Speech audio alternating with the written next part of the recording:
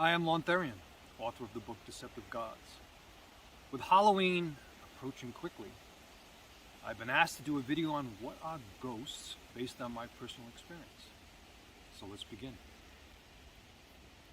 The first thing is, do I believe that ghosts exist? And the answer is yes.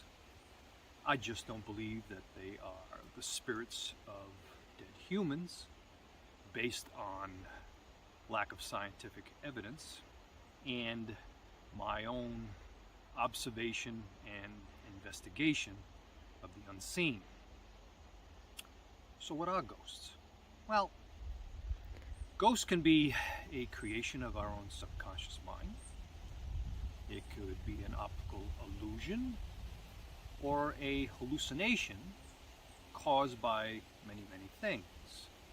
Starvation, dehydration, insomnia, mental illness, hallucinogenic or psychedelic drugs, and the list goes on. Another cause of hallucinations could be microbes, a bacteria, a virus, or parasite could cause hallucinations of ghostly human images. Now, when it is not caused by any of those things I just mentioned, there is another culprit. And that is what we have come to know as spirit beings. Spirit beings, which are beings of energy, can cause illusions or hallucinations. Besides causing hallucinations and illusions, they can shapeshift to ghostly human images. Now, I say this out of personal experience. During my observation and investigation with the book, or for the book Deceptive Gods, I witnessed a hooded shadow shapeshift to a ghostly human form in the woods as well as within a dwelling. I have also witnessed the hooded shadow shapeshift to a shadow being form. In other words, the form of a human or a human male without detail. Now, in a future video, I'll go deeper into the behavior and tactics of this hooded shadow. But from the experience of seeing this firsthand, now again, it's for those who have not witnessed something like this, it's hard to believe, and skepticism is expected. Now, how do they do this? That could be a question that comes to mind. How is these, what I believe to be a diverse race of spirit beings or energy beings that exist in another dimension beyond ours? That's what I'm based on my experience. This is what I believe these beings to be. I believe they're just as diverse as wildlife, just as diverse as humans. This is nature. That which gives life didn't just create microbes that we can't see with the human eye, but went on to create even more beings that we cannot see with our human eye, of course, unless they want you to. So, back, how can they make you see these ghostly human images? Well, when a relationship is formed, intentionally or unintentionally, with one of these beings, there is a mind-to-mind connection, which scientists now know with humans, you start to synchronize. The brain waves can synchronize, and you start to think the same. This can happen with, a family member, a friend, or a coworker, etc., where you're spending a lot of time together. The brain waves synchronize. Well, the problem lies in science has not yet accepted that consciousness can exist without a brain of flesh. Okay? With the human brain, it is necessary. It plays that role in our physical world. But these entities don't have physical bodies. So when they merge with us, when their mind synchronizes with our mind, their thoughts, their images become yours, and vice versa. There's that connection that grows stronger as time goes on, as long as, an example, you believe a ghost of a loved one is in your home, and maybe you feel a presence. Maybe you actually even see a ghostly image that looks like your deceased loved one.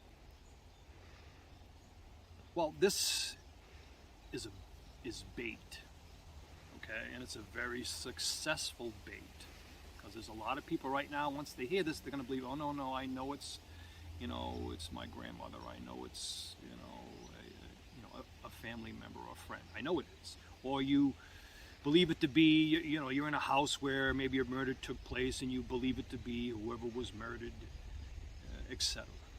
Okay? The entity needs you to believe that. So you begin this relationship with this ghostly image of what you believe it to be. The entity will play that role, will continue to appear that way to begin or strengthen the relationship. You may, be given a name. You call it that person. So you call it Harry. Now you have a relationship with this Harry. You've labeled it. Now the being has got you hooked. And, you may start to see other things. With this mind-to-mind synchronization, you'll start to see other things that the being wants you to see. When there's that link, that connection, you may start to see things in your dreams. You may start to see visions, etc. And I can go deep into this, but I will do so when I'm talking about the hooded shadow, as a whole, everything I've noticed, in over half a century. But that's what happens with this. That's what, in my experience, happens with ghosts. How they play ghosts. My first experience was in 1965, when my parents purchased a home where a woman was murdered 1 year before, brutally murdered. And this you can still, you can find, newspaper articles on this particular murder. It was horrible. Blood was throughout the whole house. Well, in Massachusetts, they don't have to divulge that in the state of Massachusetts. So, we moved in. And after a couple of weeks, it became obvious that there was something else there. And I'm not going to go into the whole story. But what I will say is, my mother believed that the ghostly image of the woman murdered that she was seeing and the shadow that we were also seeing was two separate entities. And this is what happens. You believe it to be two separate rather than the hooded shadow also being the ghost. And you see this quite frequently in these paranormal shows. There's a dark presence. Either they could see or feel or both. And then there's this ghost, this child or woman trapped between worlds. I don't believe that occurs. It's bait from the hooded shadow. The two are one. In my experience, your experiences may be different, and I respect that. So back to the home in 1965. So what occurred? I was seeing, or what was appearing was a child, a ghostly child to me. To my mother, it was the woman that got murdered. And to my father, he was seeing creatures. So it took years before I figured out, and a lot of experience, that it was this shadow, it was the hooded shadow, that was appearing to each person in the home differently. What they can do is absolutely amazing. But they have the edge. These beings have the edge because of our ignorance to consciousness, to how the different expressions of consciousness. They connect to us in the same way that we connect with each other. They synchronize with us in the same way. So, if I am asked, when it is not those things that I had mentioned in the beginning, is not the cause of seeing ghostly images, then in my experience, one of the species amongst